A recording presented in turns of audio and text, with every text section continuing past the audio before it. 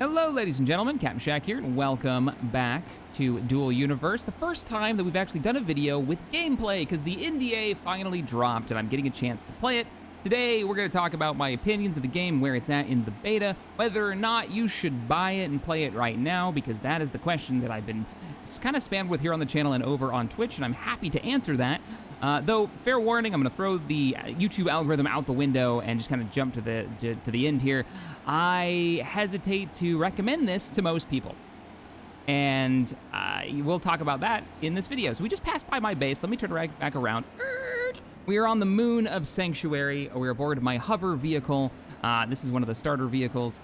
And yeah, we've been playing for about 2 days now. And oh, Dual Universe, you have so much potential, like so many other space sandbox games. Go ahead and start slowing down. I'm actually running out of fuel. I've only got 4% left in my tank. But you've got so much potential, and you're kind of sold on that potential. But man, gameplay right now is severely lacking in the fun factor.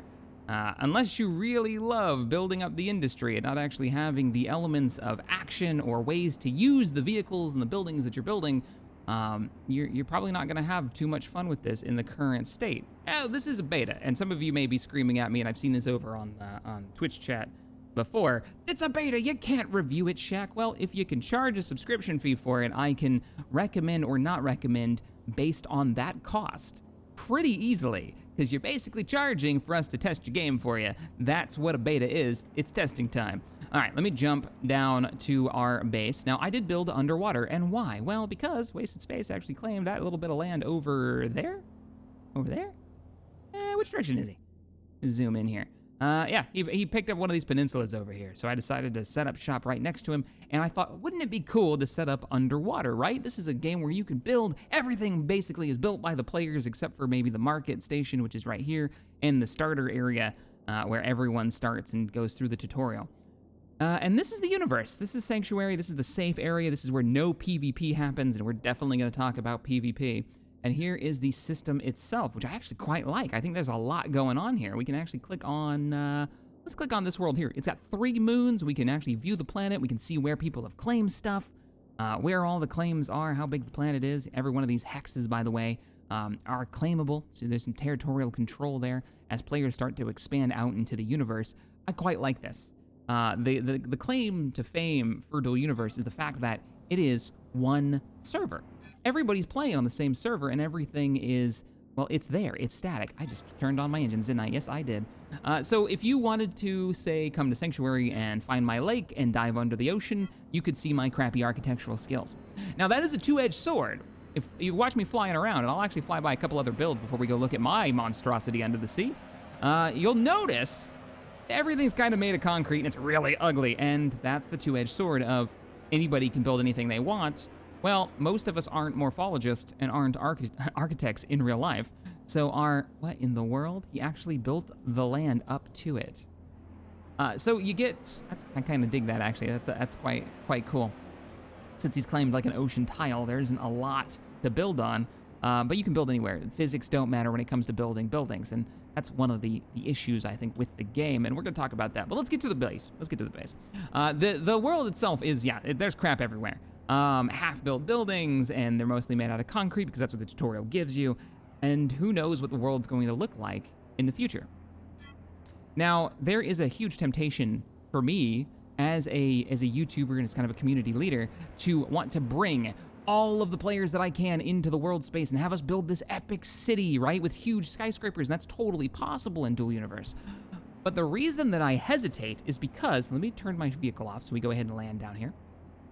And by turn it off, I mean just jump out, so it just falls. Dive, dive, bloop. Ooh, it almost rolled over. I've never had it roll over before, but welcome below the ocean.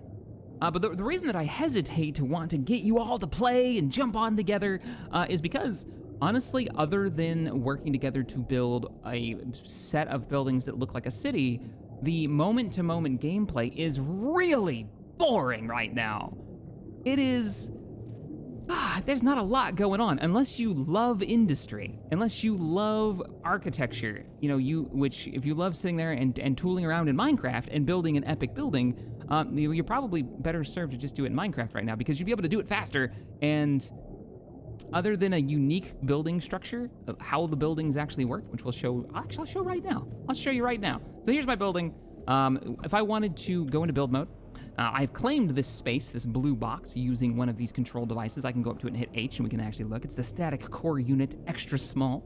It's the one that they gave you in the tutorial.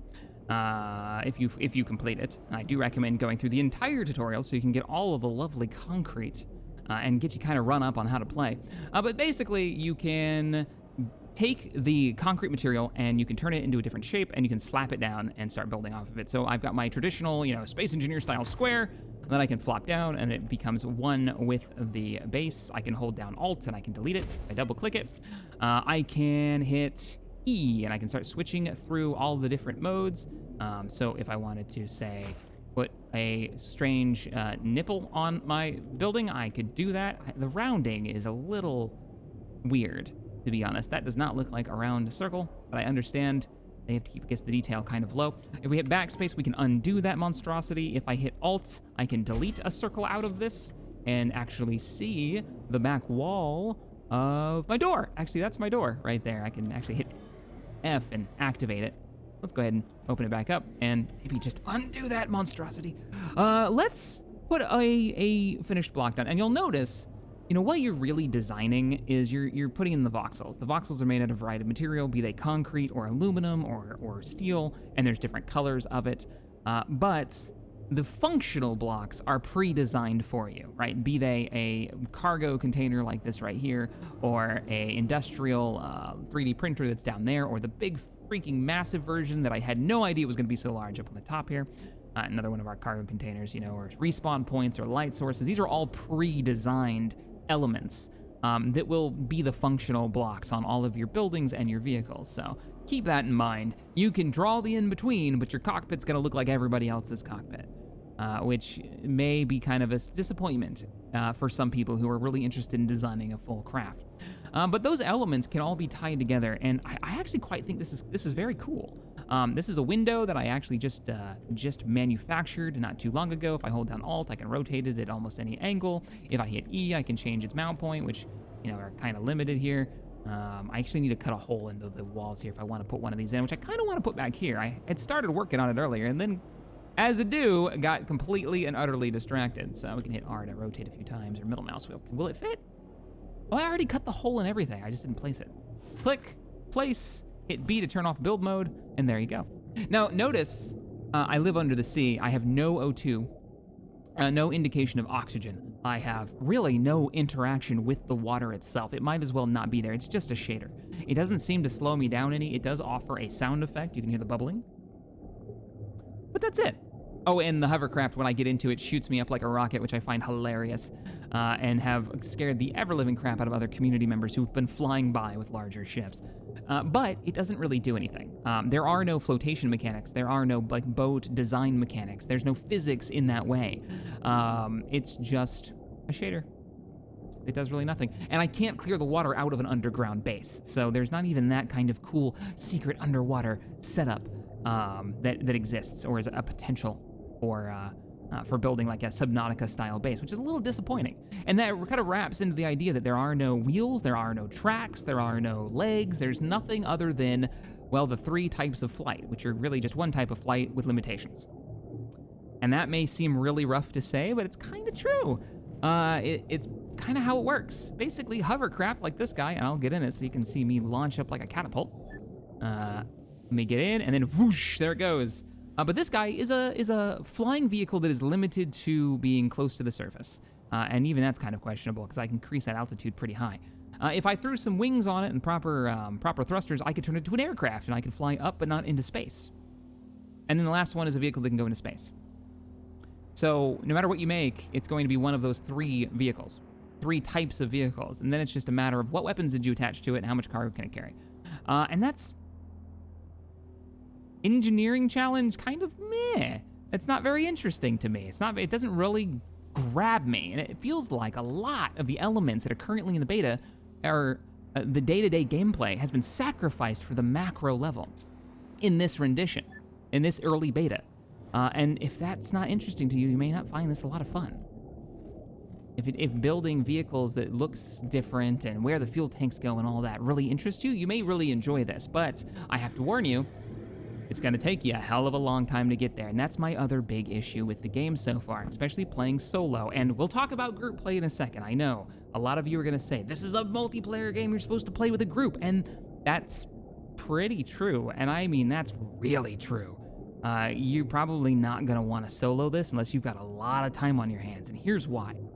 First thing we need when we're starting out is we're going to need ore, right? There's two ways to get ore that I'm aware of thus far, and that is to find ore underground in larger quantities or do what most people are doing and just mine it off the surface with the weird colored rocks that make the planet look incredibly unrealistic and hard to take seriously. It looks like you're on the top of a cupcake.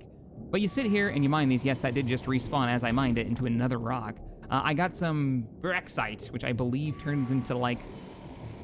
Honestly, I don't even remember. I think it's aluminum. Yeah, that's aluminum. It's aluminum. But there we go. We can keep mining these. We can get this ore, or we can go and scan, switch into our scan tools, and find other ore in the world space. This is the wrong scan tool. This is the one we want. Now, I can scan almost to 400 meters because I've actually put some points into skills. So we'll talk about skills in a second. But you get your ore. Eventually, you collect so much of it that you're going to want to refine it. Let me grab just a little bit more here. Sure if I actually have enough to refine a big batch. So we'll go under, that's my inventory. We'll take K. I have it set to only things that I can build in my backpack right now. We'll go to minerals and we'll go to refined minerals and we'll go to let's go to pure and basic metals, aluminum. We can do one batch of aluminum. Okay, that's gonna take us 25 seconds. Now, that is a tiny batch of aluminum. Normally I'm doing huge stacks of this stuff so I can make things. But we're gonna let that run. Now that said 25 seconds. That doesn't seem so bad. This is the simplest thing that you can make in the game so far, and everything that gets more complicated as you go through the chain of technology, that bar gets longer and longer and longer, to the point where I was waiting for 4 hours last night for my constructions to finish to get my base going. 4 hours of just sitting around. Now, that wouldn't be so bad if it was like any other survival game where I had other things to grab my attention, whether those be survival mechanics and possible predators, or maybe NPCs that could attack the base, or whatever element you can think of from every other survival game that has crafting mechanics that keep you playing and engaged. There is nothing here other than looking at other people's builds to do. That's it. That's all you've got. Or BSing in TeamSpeak or Discord. But if you're looking to just kind of get in and enjoy the gameplay, there's not a lot going on here. Now, eventually, you'll get your economics to the point where you can sit there and you can build more than you have to mine, but that's going to take literal days if you're playing solo, maybe even longer. This is what we've been able to do in about a day and a half of kind of messing around and doing some exploring and learning the mechanics. I've made a concrete bunker in a few of the assemblers. But it was a struggle to keep going, and most of the time, I ended up just watching YouTube on the side screen, waiting for bars to go across. Now, I did say that there is some exploration to be had. This right here is the surrogate station. This is you go in here and you basically get jacked into a robot, and you can go and explore the world. Let's see, if I go to, let's go to the Big Ship Museum and see what's available, in the construction scheme of this game at larger scales, right? So we're going to go ahead and connect. Now I'm connecting to what equates to a robot that I can disconnect to at any time. You can't run weapons with this. You can't fly vehicles with the robot, as I understand it. It's just to go and explore the world and see people's builds. It's basically for tourism, as I see it. It's your tourism robot to jump around, which I actually quite think is a cool concept, and may be in a couple of months' time the saving grace for people who get bored waiting for their bars to continue and waiting for the next assembler to spit out that thing that they need for their next build. Now, this is quite cool, and while we're taking this little tour and looking at these capital ships, let's talk about the macro level. What DU is being sold on, and that's potential. Like EVE Online back in the days of walking on stations, or hell, probably even nowadays. It's been a while since I played. I did play that game for like 6 years, but for EVE Online back in the day, for Star Citizen, for Empyrean, for all of these space sandbox games, they kind of all get sold on the idea of potential. And will they ever reach it? And right now, there's a lot of potential with Dual Universe. Look at this capital ship somebody built. That is crazy. It is very cool. We can actually walk over there and take a tour, but let's look at some of the other ones. This is actually a capital ship cut in half, so you can see the interior. There's those pre-built modules that I was talking about before. But yeah, the potential is really cool. This idea of a living market and a system of players that have specialized in building certain components and the industry taking off. But at the moment, and for the foreseeable future, looking at the roadmap, if you want to jump into the world and you don't want to sit and mine all day long, then you're going to have to make money. But the only way to make money is to produce things. There's no other mechanics at the moment to make credits. And there is a mission system that's supposed to come out in early 2021, so early next year, that's going to add a mission system. But can you imagine what that system's going to look like? What is it going to be? I don't know. It's going to be solely focused on PvP, that's for sure, because there's no other combat to be had. So is it all going to be economics? Are we all going to be mining and making our little icons in our inventory spaces? At the moment, that's kind of the gameplay loop. And that's what you're getting into. You're buying into the potential of the game.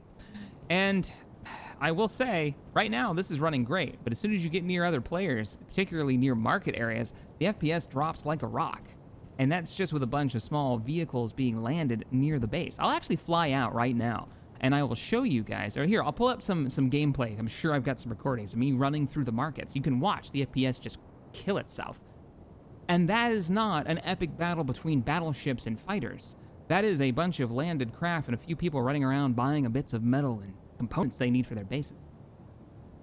How is it going to function when we've got 20 starfighters on screen and a carrier launching them to attack a target? Gameplay that at the moment has no purpose because there is no territorial control warfare system in the game. So when people ask, do I recommend it? It's a complicated answer, and there's a lot of things to consider when you're looking into getting this game because it is a huge investment of time to get started. It's also beta, but it's also the release of the game. They're talking about this being a no-wipe beta, meaning the game is out and people are digging in now. Is it worth jumping in and playing? And from a fun perspective, I just don't think it's there yet. Not to mention the technical issues of having crashes every few hours, and that's how I've been kind of suffering through. It has gotten better. As of today, I haven't had a single crash, which is pretty great. Been playing for the last 4.5 hours, so hopefully that's, you know, a thing, but we'll see. We'll see if that continues. Man, that pop-in is rough. I do like this planet, though. What planet are we on? So, we're back underwater. We're back at our base. So the real question becomes, well, if you're going to get into it, what are you interested in? Are you interested in combat and jumping into a starfighter and getting into epic battles? Then you're probably going to want to wait or try to sign on with a group that is orchestrating those battles that aren't happening, you know, more naturally. They're actually having events that are taking place. And if that's the case, then you're going to be investing for a while to get into combat unless you're just given your gear and equipment from an org. And remember, somebody mined all that ore. Somebody mined all those resources and threw them through the conveyors and built all the parts and components. Anyways, ladies and gentlemen, hopefully this gave you some kind of clue of where the game is at right now and what you can expect, at least from your first few days of playing, unless you're jumping into an org where they supply you with everything. I'll jump in here, turn off that, and fly around a bit. Is the game for you? Well, only you can really answer that, but at least you're seeing what the gameplay is actually like, especially from a solo perspective. Group play, combat, whatever it is that you're getting into is going to change your perspective on the game, but if you're looking at combat right now, just be aware what it takes to get into combat and what is lacking in the game at the moment. It is not a completed loop of gameplay. Not until we see some of those big updates come out. I am looking forward to seeing where the game goes, though. It's got a lot of, like we said, potential. There's a lot of potential. Am I willing to dump 100 hours into it and rally the troops and get everybody on right now? No, not yet. There are too many games out there already that are banking on potential. And I haven't seen it really proved in Dual Universe. Well, subscribe to the channel if you want some more gaming goodness, and as always, thanks for watching. I'll see you next time. Dive, dive, dive! Boop. Not even a splash. Not even a splash. Sadness.